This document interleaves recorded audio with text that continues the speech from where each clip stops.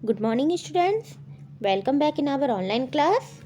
Today is our Hindi turn. So, students, open your page number 73 of your Hindi book. Okay, students. मेरी हिंदी व्याकरण एवं रचना. Okay, तो start करते हैं. आज हम पढ़ेंगे हिंदी व्याकरण में चैप्टर 19 और चैप्टर का नेम है कहानी लेखन, स्टोरी राइटिंग. तो आज हम लोग कहानी को लिखना सीखेंगे. बच्चों, तुमने भी अपनी नानी दादी से कहानियाँ अवश्य सुनी होंगी. कहानियाँ पढ़ने में भी कितना आनंद आता है. यदि तुम चाहो तो स्वयं भी कहानी लिख सकते हो. कहानी लेखन एक कला है जिसे कोई भी अभ्यास द्वारा निखार सकता है. कहानी लिखते समय निम्नलिखित बातों का ध्यान रखना चाहिए. पहला है कहानी की रूपरेखा या शीर्षक को ध्यान से पढ़िए. कहानी का जो हेडिंग होता है. सेकंड है कहानी छोटे वाक्यों में तथा रोचक शैली में लिखिए. कहानी छोटे होने चाहिए उनके वाक्य और उनकी कहानी जो है रोचक शैली में लिखना होता है. थर्ड है घटनाओं को क्रम से लिखिए व कहानी से मिलने वाली शिक्षा लिखिए. हमें कहानी से क्या शिक्षा मिलती है वो भी लिखिए.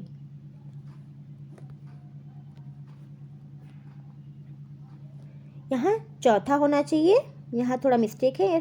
फोर्थ नंबर पे है कहानी का शीर्षक सुंदर, प्रभावशाली व शिक्षा के आधार पर होना चाहिए. तो नीचे दी गई उदाहरण कहानियों को ध्यानपूर्वक पढ़िए. ओके स्टूडेंट्स, तो अब हम लोग कहानी को पढ़ेंगे. पहला कहानी है दो हांडियाँ. हम इसे पढ़ेंगे.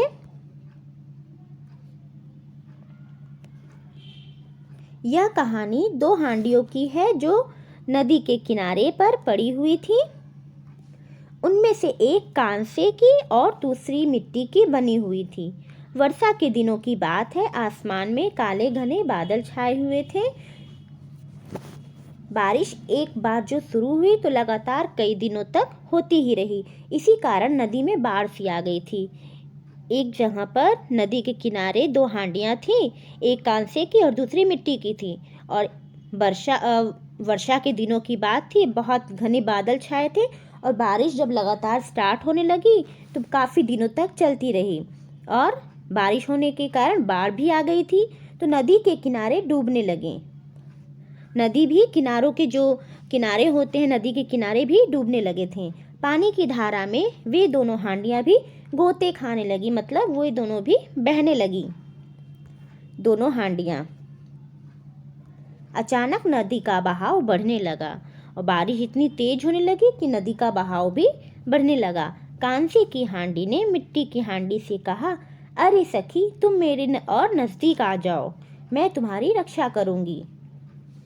तो मिट्टी की हांडी ने उत्तर दिया, नहीं नहीं धन्यवाद. मैं जानती हूँ कि तुम मेरी रक्षा करना चाहती हो, परंतु मुझे डर है कि धारा का प्रवाह यदि और अधिक शक्तिशाली हुआ तो हम दोनों एक दूसरे से टकरा जाएंगे.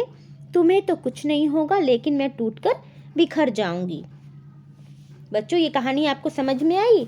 इसमें क्या है कि दो मटके थे जो पानी में बह रहे थे. तो कांसे की जो मटका है, जो हांडी है, वो मिट्टी के हांडी से कहती है कि बहन, तुम सखी, तुम मेरे पास आ जाओ ताकि हम दोनों एक दूसरे की मदद कर सकें. लेकिन मिट्टी की हांडी ने बोला, नहीं नहीं सखी, मैं नहीं आऊँगी. अगर बारिश तेज हुई, बहाव तेज हुआ तो तुम तो बच जाओगी. अगर हम दोनों टकरा जाएंगे तुम तो बच जाओगी, लेकिन मैं मिट्टी की हूँ, मैं तो टूट जाऊँगी. ठीक है. तो इस कहानी से हमें क्या शिक्षा मिलती है? तो इस कहानी से हमें ये शिक्षा मिलती है कि बलवान पड़ोसी से भी दूरी बनाए रखने में ही बुद्धिमानी है. ओके, तो अब नेक्स्ट चलते हैं नेक्स्ट स्टोरी की तरफ. नेक्स्ट स्टोरी है खरगोश और कछुआ. ओके बच्चों, आप लोगों ने कछुआ और खरगोश की कहानी तो सुनी होगी. बचपन से अभी तक हम वो कहानियाँ सुनते आ रहे हैं. आज पढ़ते हैं वही कहानी को. एक घने वन में एक खरगोश रहता था. उसे अपनी तेज चाल पर बड़ा घमंड था. एक दिन उसे तालाब पर जाते समय एक कछुआ मिला. कछुआ बहुत धीरे धीरे तालाब की ओर जा रहा था. खरगोश ने हंसते हुए कहा, चलो तालाब तक दौड़ लगाते हैं, जो पहले पहुंचेगा उसकी जीत होगी. कछुए ने खरगोश की बात मान ली. उन दोनों में दौड़ शुरू हो गई. खरगोश तेजी से भागा वह कछुए से काफ़ी आगे निकल गया था। उसने सोचा कि क्यों न वृक्ष के नीचे थोड़ा आराम कर लिया जाए। कछुआ उधर धीमे धीमे चल रहा था और खरगोश इधर तेजी से दौड़ रहा था। तो खरगोश ने उधर कछुआ अपनी धीमी गति से लगातार चल रहा था। जब वह वृक्ष के पास पहुंचा तो उसने देखा कि खरगोश तो सो रहा था। खरगोश ने सोचा कि कछुआ तो धीमे धीमे चलेगा, तब तक मैं थोड़ा आराम कर लूं और थोड़ा सो जाऊं। कछुआ लगातार चलते हुए तालाब पर पहले पहुंच गया। जब खरगोश की आंख खुली तो वह तेजी से तालाब की ओर भागा। उसने सोचा कि कहीं मैं हार ना जाऊं, परंतु उसने देखा कि वहां तो कछुआ उससे पहले ही पहुंच चुका था। खरगोश अपनी हार पर बहुत लज्जित हुआ। उसने दुखी हृदय से अपनी हार स्वीकार कर ली। ओके, तो आप कहानी को पढ़िएगा अच्छे से। इस कहानी से आपको क्या शिक्षा मिलती है? तो इस कहानी से ये शिक्षा मिलती है कि अभिमान नाश का सूचक है। मतलब अभिमान मतलब घमंड। घमंड हमें नहीं करना चाहिए। जहाँ पर हम घमंड करते हैं वहाँ पर कहीं ना कहीं हमारा ही नुकसान होता है, हमारा ही नाश होता है। ओके, तो इस कहानी को आप पढ़िएगा। अभी नेक्स्ट कहानी है, ये है अभ्यास में। इन चित्रों की सहायता से अपने शब्दों में कहानी लिखिए एवं कहानी को उचित शीर्षक दीजिए और उससे मिलने वाली शिक्षा भी लिखिए। ये कहानी तो बच्चों बचपन से ही हम सभी ने पढ़े हैं। एक शेर और चूहे की कहानी है ना। एक चूहा और एक शेर जो है, चूहा शेर के ऊपर कूद रहा था, शेर पकड़ा उसे और उसे मारने जा रहा था। तभी चूहे ने बोला कि भाई मुझे ना मारो, कभी न कभी मैं भी तुम्हारा मदद कर सकता हूँ। और एक दिन उसे जाल में फंस जाता है और चूहा उसको जाल को काट कर शेर की मदद करता है। ओके, तो इस कहानी को ये देखिए मैंने लिखा है, हम उसे एक बार पढ़ते हैं।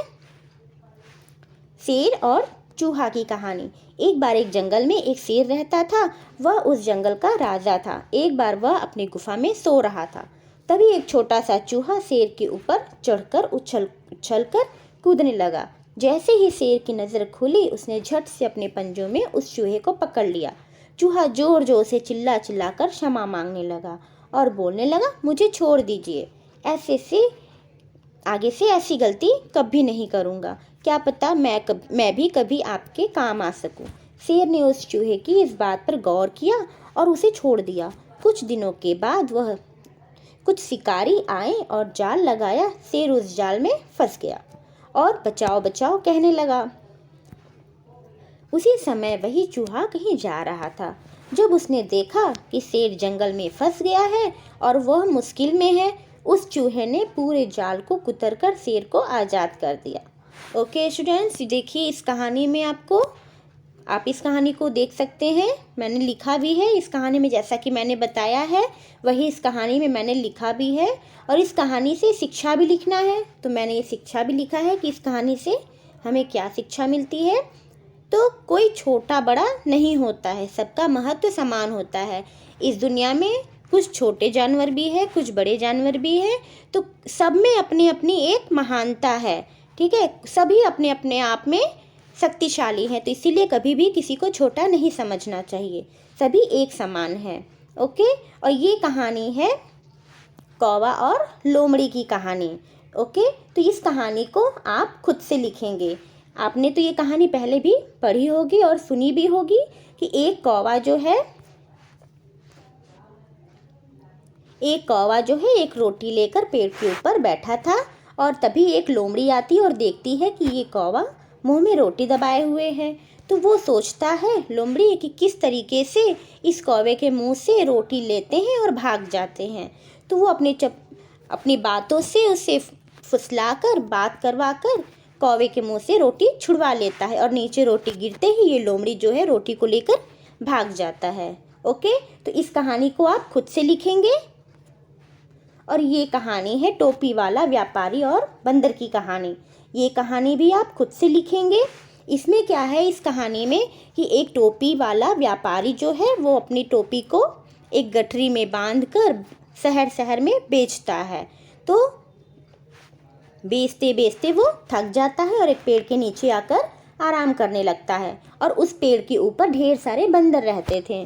तो जब वो आराम कर रहा होता है तो बंदर नीचे उतरते हैं और उसकी जो टोपी की जो पोटली है उसमें से टोपियाँ निकाल निकाल कर सारे बंदर पहनने लगते हैं। जब वो टोपी वाला जो है वो जब बंदर को देखता है तो वो सोचता है किस तरीके से अपनी टोपी लिया जाए, तो बंदर को वो मारने लगता है, तो बंदर भी उसे मारने लगते हैं। तो आदमी ये जो व्यापारी है जो जो करता था सारे बंदर वही नकल करते थे। तभी उसके दिमाग में आया क्यों न एक तरकीब अपनाते हैं। तो उसने क्या किया कि अपनी टोपी उठा के पहन लेता है, तो सारे बंदर भी टोपी पहन लेते हैं। फिर ये जो व्यापारी है अपनी टोपी जो है उतार कर ये ज़मीन में फेंक देता है, तो सारे बंदर भी अपनी टोपी उतार कर ज़मीन में फेंक देते हैं। तो हो गया काम। बंदर से जो टोपी है वो टोपी वाला व्यापारी जो है वो उठाता है ज़मीन से और लेकर चला जाता है खुशी खुशी। इस तरीके से उसने व्यापारी को जो उसकी टोपी है उसे मिल जाती है और बंदर को कोई परेशानी भी नहीं होती है। ओके स्टूडेंट्स, इस कहानी को आप लिखिएगा, अपने तरीके से लिखिएगा। जिस तरीके से मैंने बताया है इसी तरीके से आप लिखिएगा और मुझे पिक सेंड कीजिएगा। Okay, thank you.